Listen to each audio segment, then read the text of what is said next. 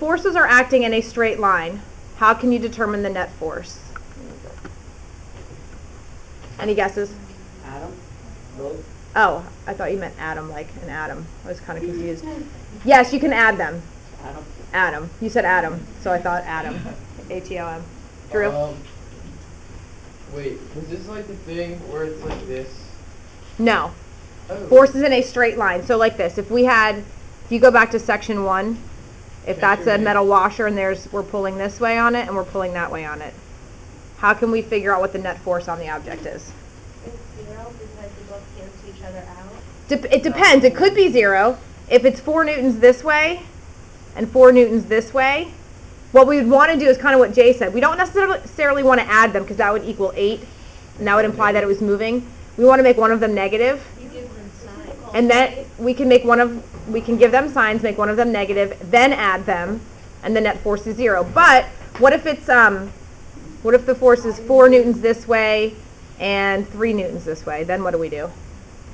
Well, can you give it to the 3 because you want to end up in a positive, right? Right. So we can make the 3 negative and then add them, which doesn't equal 0, but it does equal 1, right? 1 newton of force. And because this force is greater going to the right, it would be 1 newton of force in that direction. Would it only be for that line, or is it for like the whole? That's how we would figure out net force when the forces are acting in a straight line, like collinear, like we just came up with that word in the last section. So we don't have to apply a fancy method. If it's in a straight line, we can simply make one of the numbers negative. Either if the numbers are both equal, it doesn't matter which one's negative. If one of them is smaller, make the smaller one negative, and then add them, and that will give us our net force. Alec? Will you always give the name for the smaller number? Yes. Yeah. Yep. Because then when you add them, the net force turns out to be positive. If you make this one negative and then you try to add them, then it shows the net force as being a -1. And you can't have a negative net force. You see what I mean? The negative here only shows it serves just to show you opposite directions, really. It doesn't mean that that's necessarily a negative force. It just means this much force going in the opposite direction. So you give it the opposite sign. Does that make sense? Okay.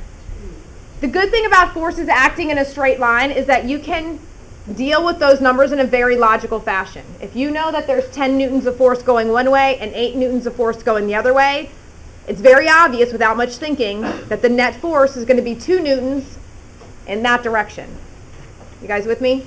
So when you see a question that has to do with forces in a straight line, just think logically about it. We don't have to do anything with a parallelogram or anything fancy. Straight line is the easiest way to have to figure out net force because you just add them. Make one of them negative and then add. So far, so good? Yeah. Okay, number 2. If a vector is drawn using a proportionality constant of 3 newtons per centimeter and the line is 4 centimeters long, what is the strength of the force? John? 12 newtons. 12 newtons. Excellent. Here's the good news. You will see a question just that simple. How nice is that?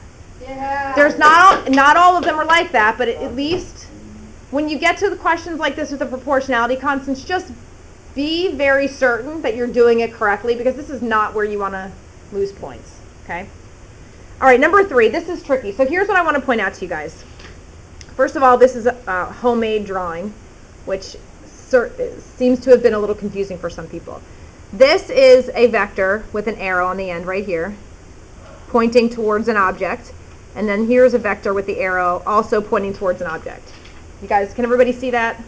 Those are arrows. Bless you. Thank you. You're welcome. Okay. So the question is pretty straightforward. It says, how would you use the parallelogram method in the following scenario?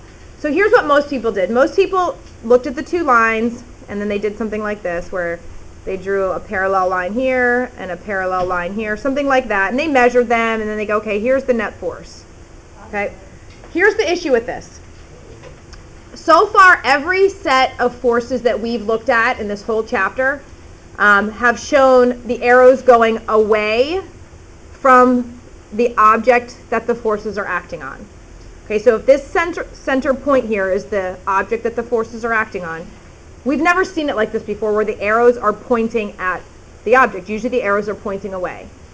So what we have to do is to rearrange these lines so that the origin of the line, where the line starts and where this line starts, are originating with the object that's being acted on. And I know that sounds kind of interesting. So, for example, let's look. If I had pretty much every set of forces that we've looked at in this chapter, maybe one would go like that, and maybe one would go like that. Okay? Hang on one second. So if this is the object being acted on, the vector originates with this object, and the arrow goes out from there.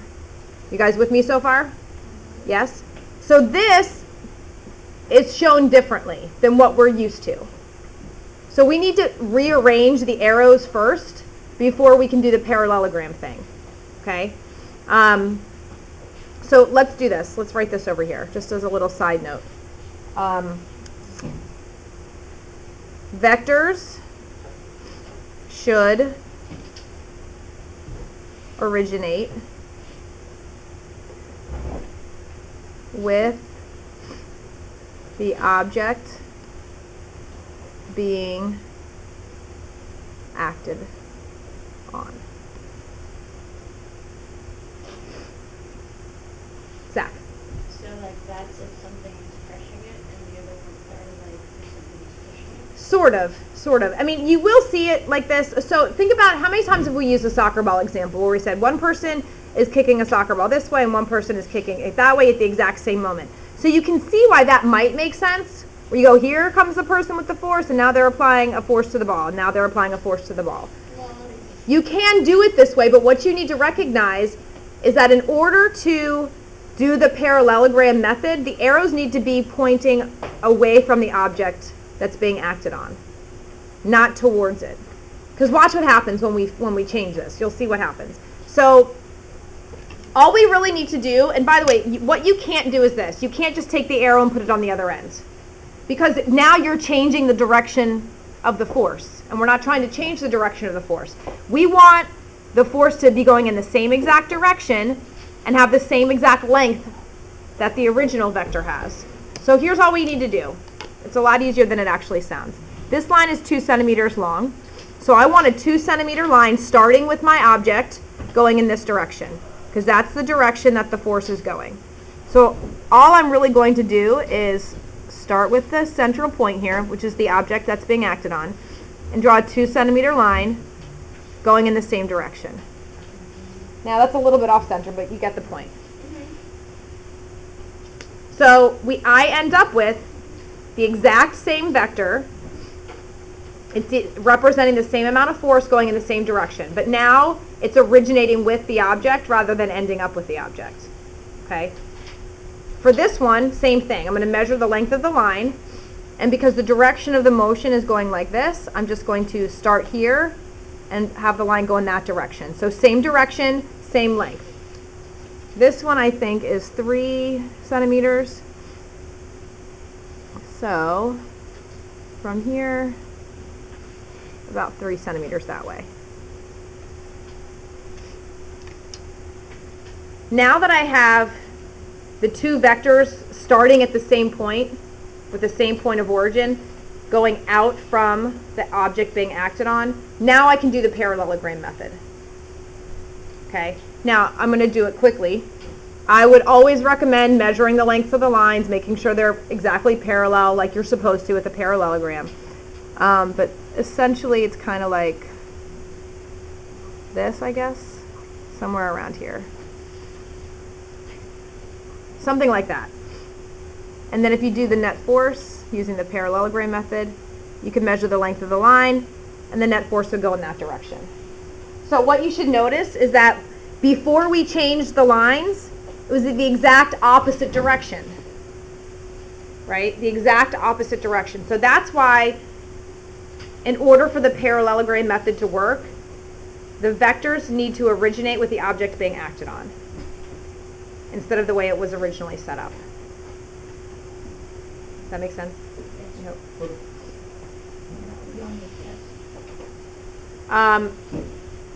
I think, yeah, there is one like this, but it's probably not quite as complicated.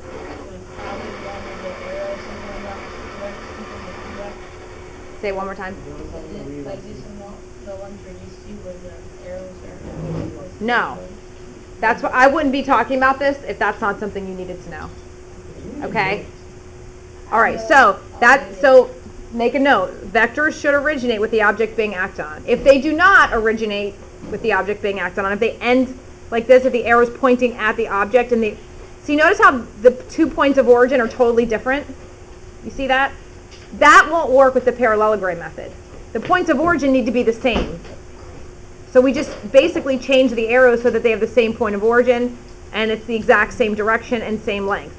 So it's literally the same vector. We're just rearranging them so they're starting at the same point. So far so good? Okay.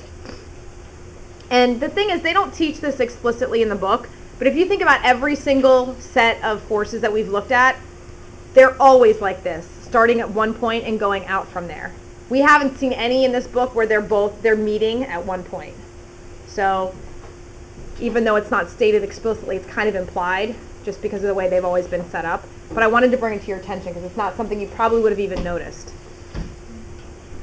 All right, let's do an easy one. Number 4. Hello. I have a question. Do you want to go to the tire safety summer period? Today? No, not today. Like, Yes. like this week or next week. I don't know. Can you come back another? Can I email her? Can you talk to me tomorrow in the first period? Okay. Thank you.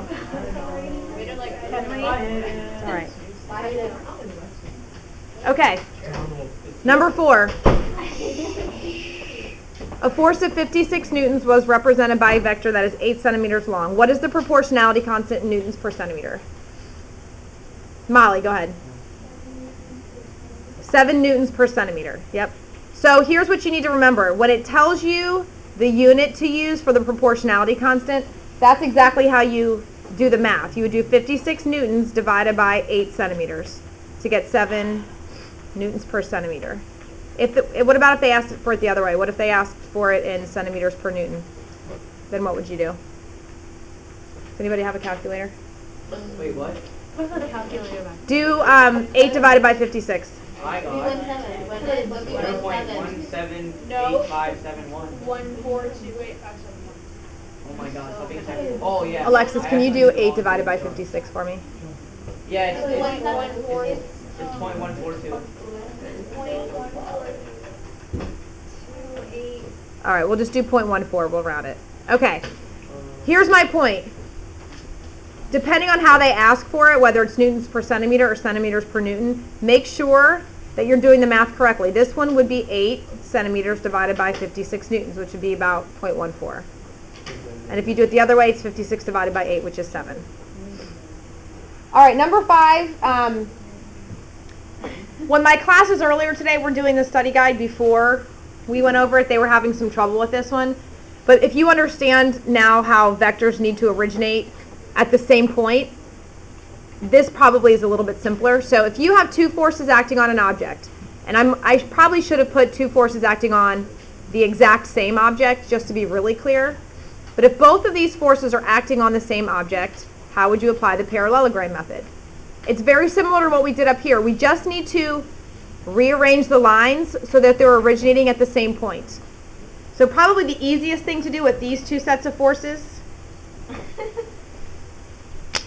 would be to measure one of them. This one's easier to move, I think. This one's 4 centimeters, and it's going in that direction to the left. So I'm going to take that vector and move it. And I'm going to line it up so that it's originating at the same point as the other vector. And then 4 centimeters this way. So the point is, I can just take this and move it here. Once they're originating at the same point, then I can apply the parallelogram method. It's very easy, right? You with me? Okay. You also could just as easily move this line here. You know, you could measure it and then move your ruler so that it's kind of in the same parallel position and then line them up there. The whole point is that they need to originate at the same point. Once they're originating at the same point, then you can do your parallelogram method. So you would something like that. But make sure you measure. Don't do what I'm doing. Actually measure them and make sure. And that would give you the net force. Are we going to have to use the parallel? Yeah, you guys are going to have lots of scratch paper probably give you printer paper that doesn't have lines so it's easier to trace through. But you will have to do parallelograms. And by the way, I'll tell you this tomorrow when you take your test, but when you get, there's one question in particular that's asking which set of forces will result with the greatest net force? And it's a whole bunch of different forces. So it's like a set of two, a set of two, a set of two. There's 5 options. Please do not just look at the answers and guess as to which one you think would result in the greatest net force. Because I can almost 100% guarantee you that you will guess wrong. Okay? Don't bank on it. You know how to use the parallelogram method, so when you can, you should. Even if it takes more time, because it's only 12 questions and you can take as much time as you need to. Okay? Nice. Well, We should use pen and paper. I mean, school's over at 4:15, but you know what I mean. Okay. Number 6. Did you have a question? I said we should use pad and paper. Okay. If an object is being dragged across a table, list all the forces acting on an object. So, and I would like you guys to draw this on your paper as well. So if we have a table and we have an object. Did we do this once? We did. We did something very similar to this in chapter 14, but here's the thing. You still need to know it. And it's possible that the question presented this time might be just a tad more misleading, I could say. May I name all All right. the forces? Yes. Go ahead. Gravity, Okay, so gravity's pulling down, the table, is pushing up. and the person who's pulling it. I Okay. don't know what's pulling it, but So there's whatever's dragging it is going that way. yeah. And what else? Oh, Dylan. it's pushing down on the table. Nope. Dylan. And what do we call that force? Oh, friction. Force of friction. So somebody dragging the book this way, here's the pull. As soon as that book is being dragged across the table, friction is pushing in the opposite direction, right? So here's the drag or the pull, here's the friction going the opposite direction, then gravity pulling down, and the table pushing back up again. That's it, That's exciting. okay? That's pretty cool. That's it. That is more than good. Oh my god. All right, number 7. What are you guys laughing at, huh? It would have been really nice if I could have thanked you guys at the end of class for your help. Most of you I can. What, 98% of you I probably can. Okay. Number I 7. said it's pretty cool, and you guys make fun of me. God. Guys, we're recording. Okay, the next question asks about the conclusion for 15.3. What you should write down is this, and we talked about this when we talked about your lab write-up. Here's the basic conclusion. Whenever 3 forces are balanced, the sum of any 2 must balance the third. So there's a couple of key words here that you have to pay attention to. When 3 forces are balanced is a huge part of this. Okay, whenever they're balanced, the sum of any 2, and it's really not the sum. It's really, I would say, the combination. Sum implies that we're actually going to add them, and we're not actually adding them in the way that we add numbers, like 4 plus 4 is 8. Oh. We combine them to figure out what their effect would be. Like So- a net force? Like a net force, exactly. Exactly. So the sum, but I would say combination of any 2 must balance the third. So let's write that down for 7. Whenever 3 forces are balanced, and balanced is a big part of why this works. Whenever 3 forces are balanced, I'm going to say the combination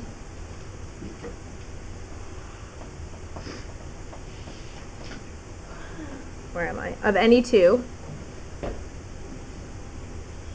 must balance the third.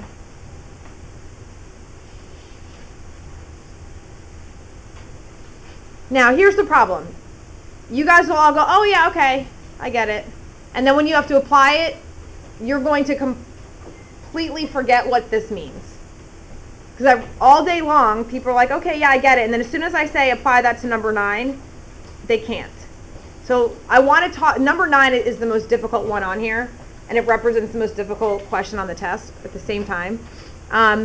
Just a quick sidebar. The only reason I didn't want to, we just did 15.6 yesterday, and I made a video for you guys, and we just did it as bell work. So I just wanted to note on here that there are test questions about 15.6, but you don't need me to write sample test questions for this one. Is it just all about the? It's all about, it's about the puck.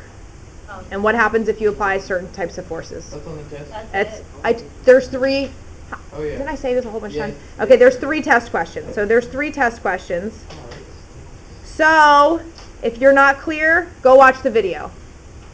Okay, Oh, yeah, Zach? that's easy. Does the video have you doing the actual lab in it? No, We we didn't do the actual lab. What I do in the video is exactly what we did in class. Or we just went over it? Yep. But I talk about the setup, I explain why we use the equipment that we use and what the whole purpose is and all that stuff. I go through every single blue dot very clearly. So if you have questions on 15.6, watch the video. Okay. Number 9, I need everybody's full and complete attention for this one.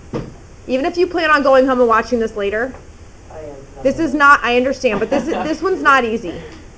Okay. There's a couple things here. So the question says, if 3 forces are acting on an object, so the object is going to be the point where all 3 of the forces meet in the middle, and the object is at rest. Okay, if it's at rest, we know that the 3 forces are balanced. Okay? How can you determine force 1 and force 2 if you know force 3? And hang on one second, I want to clarify something. You cannot just measure the length of the line. There is a reason I did not put arrows on those 2 forces. Because right now, you don't know the exact strength of those 2. You only know force number 3. Okay? I know, stay with me. This one's complicated. So I only know force 3. So let's pretend for a second that this is lab 15.3, and we have our metal washer, and one person's pulling this way, and one person's pulling this way, and one person's pulling this way. And these 2 people forgot to record what their force was, but this person was 10. And instead of going back and doing it again, what can we do to figure out what those numbers are? Draw a vector. The net force of the 1 and 2 is going to be 10 because of the thing in lab 15.3. Yes, You're doing that with your pencil. I am. I'm pointing to what you're saying at the same time. And so when you draw, wait, are you going to? No. Not Let's start with what you just Oh, you said. do the backwards. Yes, yes. Okay. So here's what Drew was saying. For those of you that didn't quite get it the first time. And by the way, most of my students all day long this was like over their head because it's not easy. This is not easy at all. So here's the first thing you need to recognize. If this object's at rest, that means all 3 forces are balanced. If all 3 forces are balanced, let's go back up here. Whenever 3 forces are balanced, the combination of any 2 must balance the third. The force that balances this one is exactly the force that's equal in length and opposite in direction. This is a 2 centimeter line.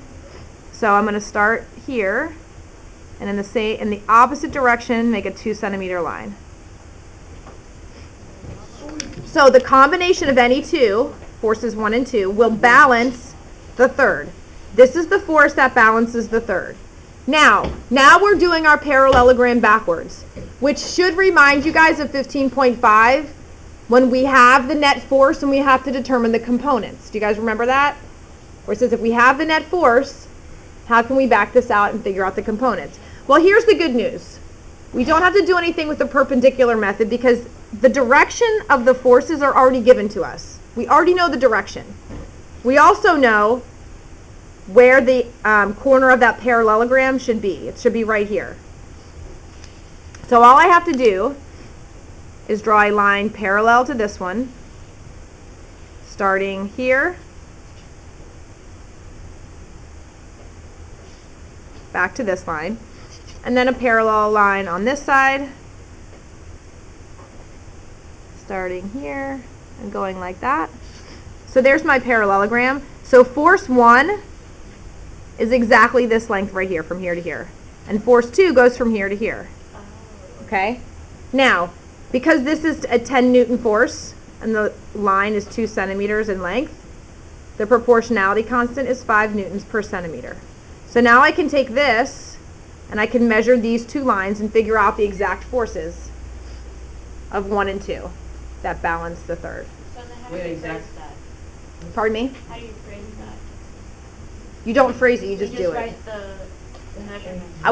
I wasn't necessarily asking you to write out a verbal answer, but to understand what you would have to do to answer the question. Molly?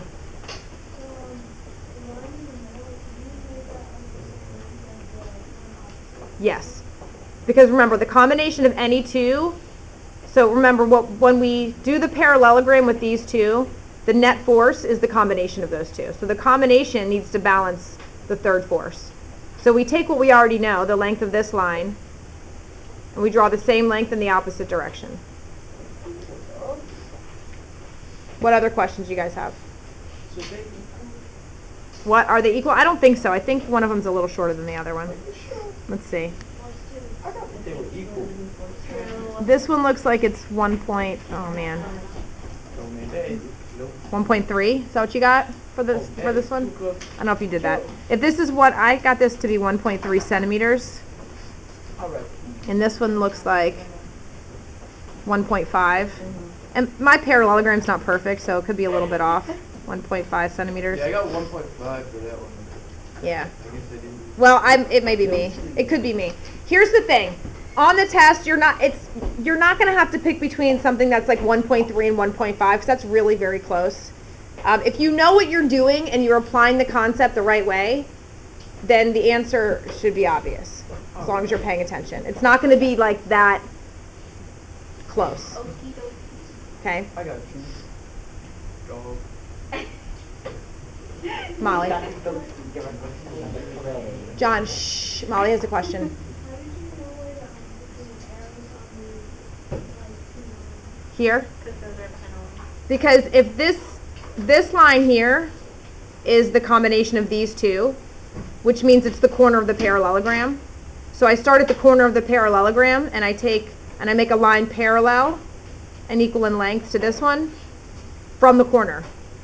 And then a line parallel and equal to this one from the corner. So if I'm being parallel and I'm doing this correctly, then the parallel line shows me where this force ends. So it's really just it's doing the whole thing backwards, doing the parallelogram method backwards. Okay, what other questions? Let me shout out. No, you can't. We get Please, shout out. Donald,